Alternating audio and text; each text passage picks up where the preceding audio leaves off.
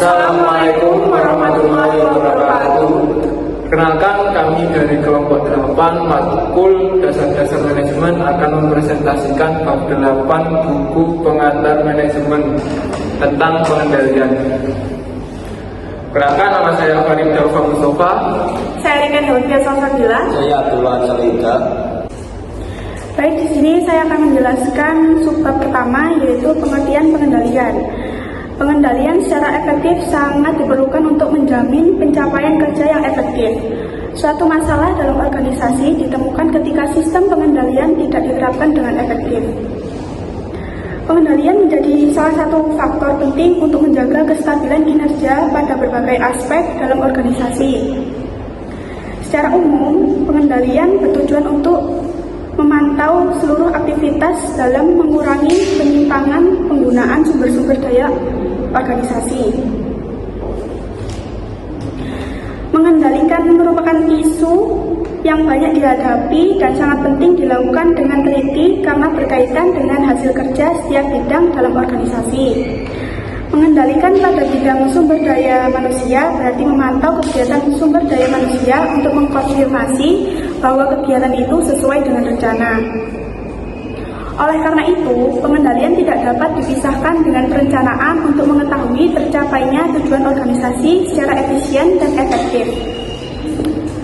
Mengendalikan dan merencanakan merupakan dua fungsi manajemen yang kembar siam, karena ketika para manajer mengendalikan aktivitas organisasi, mereka harus membentuk rencana dan strategi. Perencanaan merupakan dasar untuk menetapkan kegiatan-kegiatan yang akan dilaksanakan di masa yang akan datang, dan untuk merealisasikannya akan butuh fungsi pengendalian. Pengendalian adalah suatu proses untuk mengatur kegiatan-kegiatan organisasi yang dilakukan secara sistematis untuk menyesuaikan dengan rencana guna memperbaiki penyimpangan-penyimpangan yang terjadi. Masalah yang berkaitan dengan pengendalian bisa terjadi jika hanya sedikit pengendalian yang dilakukan atau kesalahan dalam melakukan pengendalian yang menimbulkan permasalahan fatal pada kegiatan-kegiatan lain dalam organisasi. Melaksanakan fungsi pengendalian yang kurang efektif dapat menimbulkan tingkat absensi karyawan yang tinggi, pencurian barang, dan salah dalam penggunaan dana. Pengertian lain tentang pengendalian organisasi adalah proses dalam mengatur setiap aktivitas yang dilakukan secara sistematis agar sesuai dengan harapan yang terdapat dalam rencana, target, dan rencana kerja. Baik, kita lanjut subbab yang kedua, yaitu strategi pengendalian. Para manajer melaksanakan aktivitas pengendaliannya melalui 3 metode. Yang pertama, pengendalian pasar, yang kedua pengendalian birokratis, dan yang ketiga pengendalian kelompok. Yang pertama, pengendalian birokratis merupakan peraturan, ketentuan, dan otoritas formal dalam melaksanakan kegiatan bisnis. Pengendalian semacam ini termasuk identifikasi kinerja organisasi yang terdiri dari prestasi sumber daya manusia, laporan keuangan, dan strategi pasar.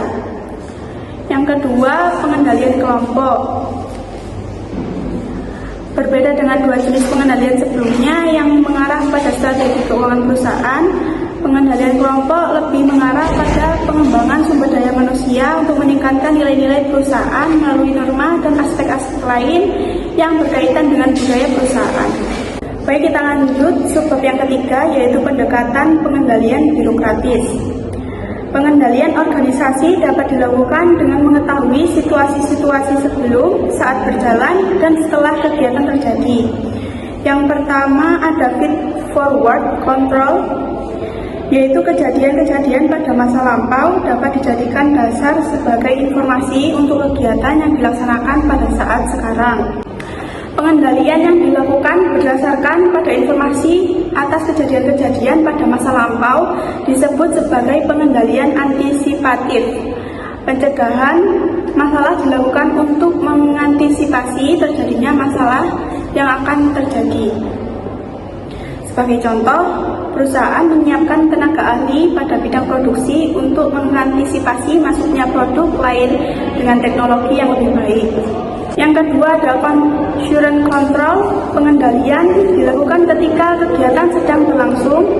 Bentuk pengendalian yang paling tepat adalah pengendalian langsung atau direct control yang dilakukan oleh manajer secara langsung di lapangan. Manajer secara langsung memantau kegiatan karyawan di lapangan dan dapat melakukan pengendalian ketika timbul masalah. Pengendalian berdasarkan informasi-informasi dengan melihat secara langsung pada situasi lapangan yang tengah terjadi saat ini disebut sebagai pengendalian bersama. Yang ketiga ada feedback control. Dengan meninjau secara langsung ke lokasi pabrik tekstil dapat diketahui situasi dalam kegiatan proses produksi. Mendapatkan informasi melalui angket yang diisi pembeli mengenai kepuasan pelanggan merupakan pengendalian setelah kegiatan terjadi. Pengendalian yang dilakukan berdasarkan pada informasi dari pelanggan mengenai kepuasan yang mereka peroleh atau suatu produk disebut sebagai pengendalian umpan balik. Pengendalian umpan balik paling banyak digunakan oleh perusahaan di mana pengendalian dilakukan setelah kegiatan terlaksana. Pengendalian umpan balik adalah laporan keuangan yang memperlihatkan pendapatan penjualan menurun. Kelemahan dari pengendalian umpan balik adalah pengendalian dilakukan setelah terjadi peristiwa karena manajer hanya dapat memperbaiki pada kegiatan berikutnya. Sedangkan keunggulan pengendalian umpan balik antara lain pengendalian umpan balik akan membantu manajer mengenai informasi untuk mengetahui efektivitas perencanaan. Pengendalian umpan balik akan memotivasi sumber daya manusia atas hasil kerja yang mereka capai. Oke, saya akan melanjutkan ke subbab keempat tentang proses pengendalian organisasi. Proses pengendalian organisasi agar efektif itu memerlukan informasi-informasi sebagai dasar dalam merumuskan standar kerja. Lalu membandingkannya dengan kinerja yang sebenarnya untuk dijadikan sebagai dasar dalam mengambil tindakan. Nah, langkah awalnya yaitu ditentukan adalah standar kerja yang dijadikan sebagai sasaran spesifik yang diciptakan dalam proses perencanaan yang digunakan untuk mengukur kinerja. Jadi, untuk mengetahui kinerja yang sebenarnya, manajer itu bisa memperoleh dari berbagai informasi, baik informasi masa lampau, masa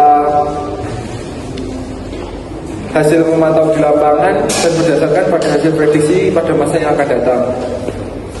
Nah, itu dapat dilakukan melalui pengamatan pribadi, laporan statistik, laporan lisan, dan laporan tertulis.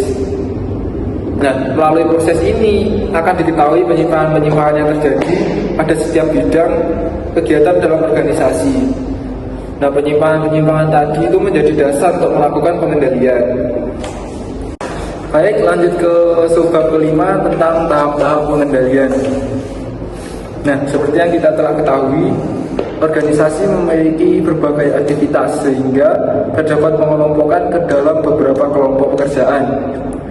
Pengendalian itu dapat dilakukan pada bidang produksi, keuangan, pemasaran, dan sumber daya manusia, serta pada bidang-bidang lainnya yang dapat dalam sebuah organisasi. Nah, tahap-tahap pengendalian dalam organisasi itu ada 4. Yang pertama, menetapkan standar kinerja. Kedua, menilai kinerja. Ketiga, membandingkan standar kinerja dengan hasil penilaian kinerja. Dan yang terakhir adalah mengambil tindakan. Nah, yang pertama, menetapkan standar. Nah, langkah awal dalam pengendalian adalah menetapkan standar. Hal ini merupakan pedoman untuk mengetahui apakah ada penyimpangan atau tidak. Nah, standar itu sendiri adalah kriteria yang diterapkan sebagai ukuran yang dapat dijadikan perbandingan dengan kinerja sebelumnya. Nah, standar ditentukan berdasarkan pada deskripsi pekerjaan. Tergantung sebagai contoh, suatu perusahaan itu menetapkan standar pekerjaan tenaga penjual motor sebanyak 6 unit dalam seminggu. Nah, kemudian kinerja sebenarnya. Nah, organisasi itu membuat laporan hasil kerja setiap bidang yang dilakukan setiap periode sebagai pertanggungjawaban kepada organisasi. Sebagai contoh, setiap tenaga penjual sepeda motor ini memiliki tanggung jawab untuk menjual 6 sepeda motor setiap bulan. Nah, tentunya standar tersebut itu telah disesuaikan dengan segi uraian pekerjaan yang dikaji melalui metode yang sesuai. Nah, kemudian yang ketiga, membandingkan standar kinerja dengan kinerja yang sebenarnya. Nah, pada tahap ketiga ini, organisasi membandingkan antara standar kerja yang sekarang dengan kinerja yang sebelumnya sebagai dasar evaluasi untuk diambil tindakan berikutnya. Ada kemungkinan bahwa hasil kerja tidak mencapai standar. Begitu pula sebaliknya hasil kerja dapat mencapai standar atau dapat malah melalui standar yang ditargetkan.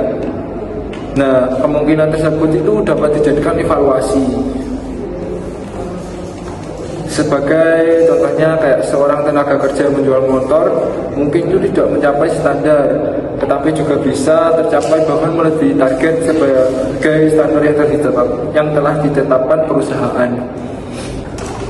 Nah, yang terakhir adalah tindakan perbaikan.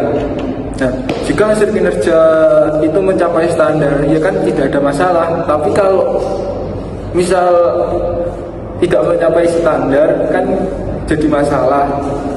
Seperti contoh dimana jika penjualan sepeda motor tidak mencapai 6 unit dalam seminggu atau sebulan.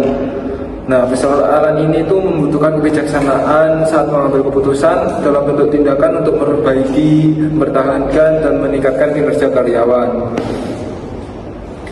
Nah, kemungkinan lain yang bisa terjadi adalah ya persoalan-persoalan yang dihadapi organisasi seperti tenaga kerja tidak mampu menyelesaikan pekerjaan dengan baik akibat keterbatasan pengetahuan dan keterampilan. Nah, makanya ada peran manajer yang di sini untuk mengembangkan sumber daya manusianya melalui pendidikan dan pelatihan. Oke, kita lanjut pada subbab ke-6, pengendalian operasional, yaitu pengendalian yang dilakukan oleh manajer teknis dalam mengarahkan aktivitas pada suatu bidang tertentu untuk mencapai sasaran. Supervisor penjualan memantau kegiatan penjualan yang dilakukan oleh para tenaga kerja agar sesuai target penjualan yang telah ditetapkan. Pengendalian hubungan manusia, yaitu melaksanakan aktivitas teknis dan manajerial dalam mengarahkan dan menggerakkan untuk mengalokasikan dan memanfaatkan sumber daya organisasi secara tepat. Kegiatan ini dilakukan dalam upaya untuk menyesuaikan standar kerja dengan hasil kerja pada masing-masing bidang. Yang ketiga, pengendalian manajerial, yaitu lebih menekankan pada mengarahkan seluruh kegiatan organisasi secara umum dalam menyesuaikan rencana dengan hasil kerja dalam jangka panjang. Manajer umum bertanggung jawab atas seluruh kegiatan perusahaan dengan melakukan pemantauan terhadap aktivitas strategis pada setiap bidang dalam perusahaan. Pengendalian pada tingkat ini mengarahkan seluruh aktivitas dalam menyelesaikan standar pekerjaan dengan hasil kerja yang tindakan-tindakan perbaikan yang dilakukan melalui strategi yang telah ditetapkan untuk mencapai tujuan dalam jangka panjang. Lanjut, subbab ke-7, pengendalian pada berbagai bidang kegiatan dalam organisasi. Pengendalian dapat dilakukan pada berbagai bidang kegiatan dalam organisasi, antara lain pengendalian pada bidang sumber daya manusia, pengendalian keuangan, pengendalian produksi, dan pengendalian pemasaran. pengendalian sumber daya manusia, yaitu proses mengatur kegiatan sumber daya manusia agar konsisten dengan harapan sesuai dengan rencana kerja yang telah ditetapkan organisasi tersebut. Manajer sumber daya manusia melakukan pengendalian sumber daya manusia melalui penyesuaian job description dengan hasil kinerja. Yang kedua, pengendalian keuangan merupakan kegiatan yang dilakukan manajer keuangan berkaitan dengan sumber dan penggunaan dana. Manajer keuangan bertanggung jawab untuk mengendalikan, mengalokasikan dan penggunaan dana sesuai dengan fungsinya. Yang manajer keuangan bertanggung jawab untuk mengendalikan dana, mengalokasikan dan penggunaan dana sesuai dengan fungsinya. Kedua, pengendalian produksi, yaitu suatu kegiatan yang menyesuaikan hasil produksi dengan standar produksi. Standar produksi dapat ditetapkan sesuai dengan jumlah, kualitas, bentuk, warna, dan lain sebagainya yang telah ditetapkan melalui ukuran produksi. Manajer produksi bertanggung jawab secara teknis dalam memperbaiki kinerja produksi dalam persaingan produksi di pasar. Pengendalian keempat, pengendalian pemasaran, melaksanakan pengaturan strategi pemasaran untuk menetapkan produk di pasar.